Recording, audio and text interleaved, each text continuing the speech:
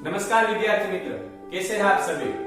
Sorry जरा आने में देर हो गई क्योंकि मुझे खुद ही वीडियो स्टार्ट करना पड़ा, इसीलिए कि अब तो आप स्कूल में हो नहीं जो मेरी मदद के लिए मेरा वीडियो स्टार्ट कर दे।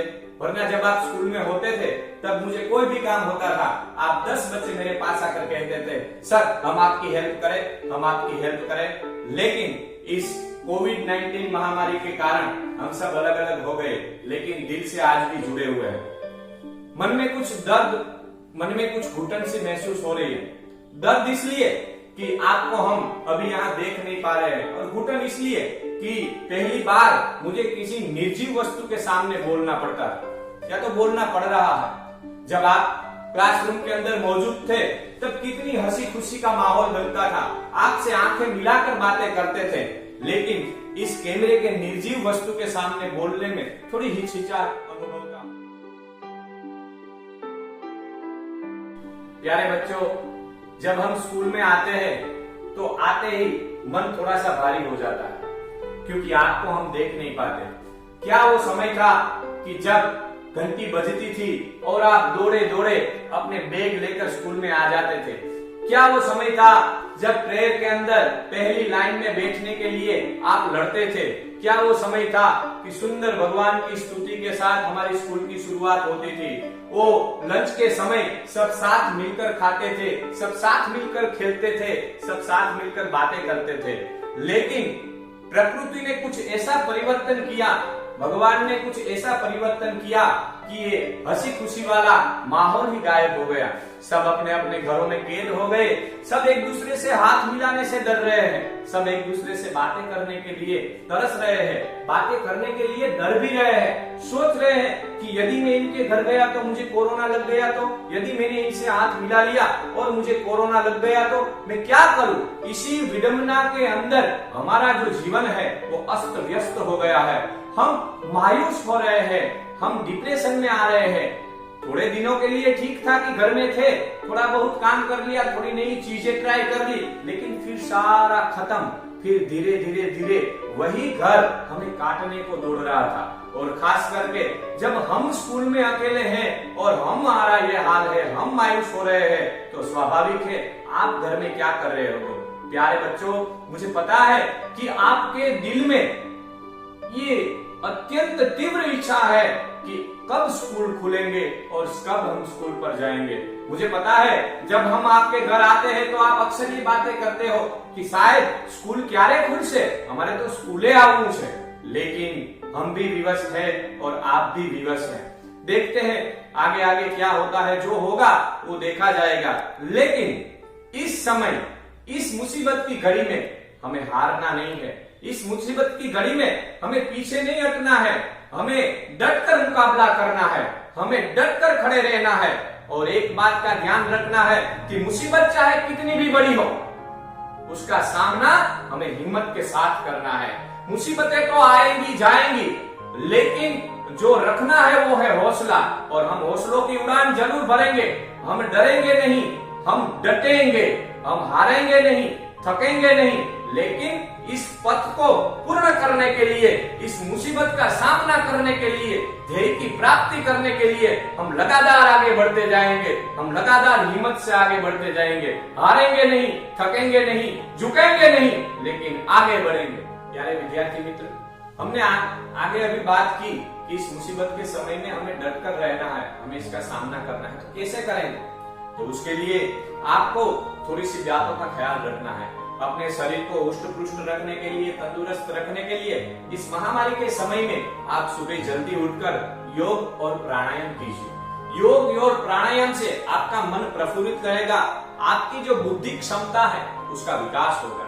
उसके बाद आप अपने स्कूल के द्वारा या तो ऑनलाइन एजुकेशन के माध्यम से आप अपने अभ्यासक्रम को आगे बढ़ाएं, चाहे टीवी के माध्यम से, चाहे टीम्स के माध्यम से, चाहे स्कूल के अंदर जो व्हाट्सएप ग्रुप क्रिएट किए गए हैं उनके माध्यम से, आपके घर पर जो पाठ्य पुस्तक है उस पाठ्य पुस्तकों की मदद से, अपने घर में जो कोई पढ़ा लिखा है उनकी मदद लेकर, चाहे किसी भी प्रकार आप अपने अभ्यासक्रम को पढ़े, लेकिन पढ़ने की कोशिश जरूर करें। आप बैठिए, तय कीजिए कि कम से कम 3 घंटे या 4 घंटे मुझे अपने अभ्यास क्रम को आगे बढ़ाना है। जहां जहां जरूरत पड़े आपकी स्कूल के सारे टीचर आपके लिए अवेलेबल है। उससे व्हाट्सएप में बात कीजिए, उससे फोन पर बात कीजिए, और चाहे तो आप स्कूल में 1-2 विद्यार्थी मिलकर सोशल डिस्टेंसिंग का पालन कर अपने शिक्षक के पास जाइए और वहां पर उसका मार्गदर्शन लीजिए। उसके साथ साथ जरूरी है कि आप अपने आप को तंदुरुस्त रखें। विद्यार्थियों के साथ साथ मुझे अपने विद्यार्थियों के माता पिता से भी कुछ कहना है। देखिए, जब हम घर घर जाते हैं अपने विद्यार्थियों के खबर अंतर और उनके अभ्यास क्रम के बारे में जानकारी लेने के लिए, तब अक्सर कई माता पिता होते हैं, वो हमें कहते हैं कि साहब क्यारे स्कूलों खुलશે, हमने तो कवरावी दीधा छोकराए, हमें तो हचवाता नहीं घरनी अंदर। ऐसी बातें आपके विद्यार्थियों के मानस पटल पर बुरा असर डाल सकती है। क्यों? आप ये सोचते हैं कि जिम्मेदारी केवल स्कूलों की है, पढ़ाने की जिम्मेदारी केवल शिक्षकों की है, पढ़ाने की जिम्मेदारी केवल सरकारों की है।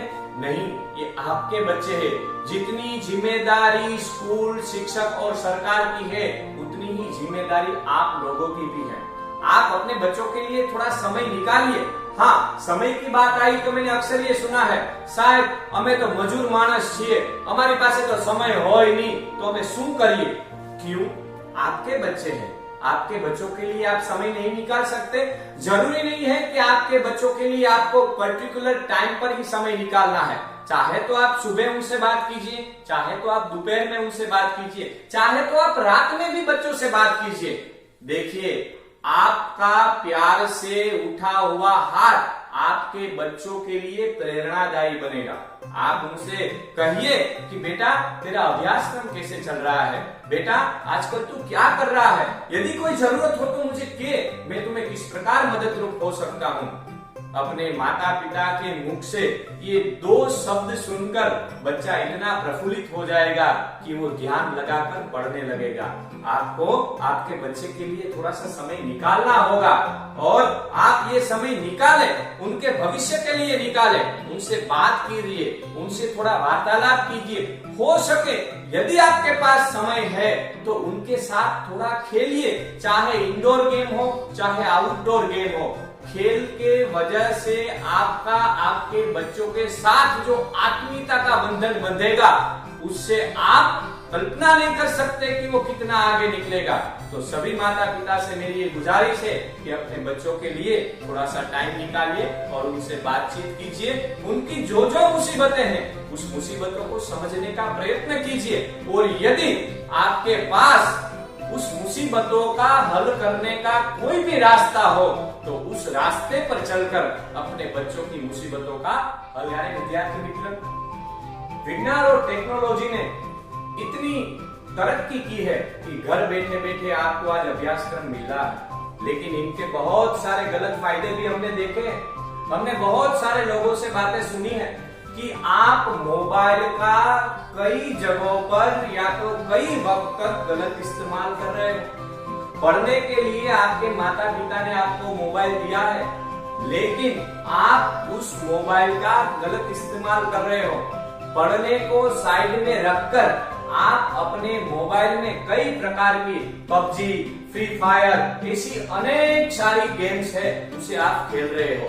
अपने दिमाग को उस खेल का गुलाम बना रहे हो। क्या आप नहीं चाहते कि आप स्वतंत्र जिंदगी जिए, आप अभ्यास क्रम में आगे बढ़े, लेकिन आपकी मोबाइल इस्तेमाल करने की गलत नीति की वजह से आप अपने अभ्यास क्रम को पीछे छोड़ रहे हैं और गलत गेम्स के अंदर आप डूबे जा रहे हो। ध्यान रखिए, ये गेम्स ऐसा दूषण है कि जैसे जैसे आप आगे बढ़ते जाएंगे, अपने दिमाग की जो शक्ति है वो अभ्यास क्रम से दूर करते जाएंगे और इस गेम के दुष्चक्र में आप फंसते जाएंगे।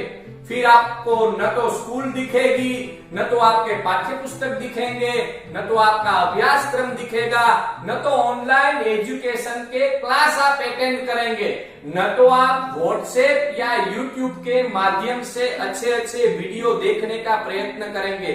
लेकिन ही काम करेंगे, गेम्स गेम्स और गेम्स। और इसी चक्रव्यूह के दलदल में फंसकर आप अपने सुनहरे भविष्य को बिगाड़ रहे हैं। मेरे प्यारे विद्यार्थी मित्र, दो हाथ जोड़कर आपसे विनती है कि आप इन गेम्स के चक्रव्यूह में न फंसे। मोबाइल का उपयोग कीजिए, टीवी का उपयोग कीजिए, यदि आपके पास लैपटॉप है तो लैपटॉप का उपयोग कीजिए, लेकिन वह उपयोग आपके भविष्य को सुनहरा बनाने के लिए होना चाहिए, न कि उस भविष्य को बिगाड़ने के लिए। आप मोबाइल का इस्तेमाल कीजिए अपने काव्य को सुनने के लिए, आप मोबाइल का इस्तेमाल कीजिए अपने अभ्यास क्रम को पूर्ण करने के लिए, आप मोबाइल का इस्तेमाल कीजिए अपने जीके नॉलेज को बढ़ाने के लिए। गूगल और यूट्यूब इतना बड़ा साम्राज्य आपके सामने खड़ा करके आ रहा है कि जो चाहे आप उसमें से ले सकते हैं। आप जितनी चाहे ज्ञान की बातें उसमें अर्जित कर सकते हैं। तो आप सबसे गुजारिश है कि आप उनका इस्तेमाल अपने आप को विकसित करने के लिए कीजिए, अपनी दिमाग को विकसित करने के लिए कीजिए, अपने भविष्य को सुनहरा बनाने के लिए कीजिए, न कि उन मोबाइल के इस्तेमाल से आप अपनी जिंदगी को बर्बाद करें। यारे विद्यार्थी मित्रों, हम जब इस मुसीबत से घिरे हुए हैं तब बाहर निकलने के लिए एक ही रास्ता हमारे पास है और वो है प्रभु से प्रार्थना। आइए हम सब साथ मिलकर प्रभु से प्रार्थना करें कि हे परम कृपालु परमात्मा, हे ईश्वर, हे दया के सागर, तू हम पर दया कर, तू हम पर मेहरबानी कर और पूरे विश्व के अंदर जो ये काले बादल छाए हुए हैं, हे परमात्मा, तू इस बादल को हटा दे, फिर से वही माहौल बना दे, फिर से प्रकृति को अपने पूर्ण रूप में खिला दे, फिर से आदमी को आदमी से मिला दे, फिर से हमारी स्कूलों को खोल दे, फिर से वो खिलखिलाहट वाली हंसी हम स्कूल में देखे। ऐसा हमें जल्दी से जल्दी समय प्राप्त करा दे। हे ईश्वर, तू हमारे पर दया कर, हमारे पर दया कर, हमारे पर दया कर।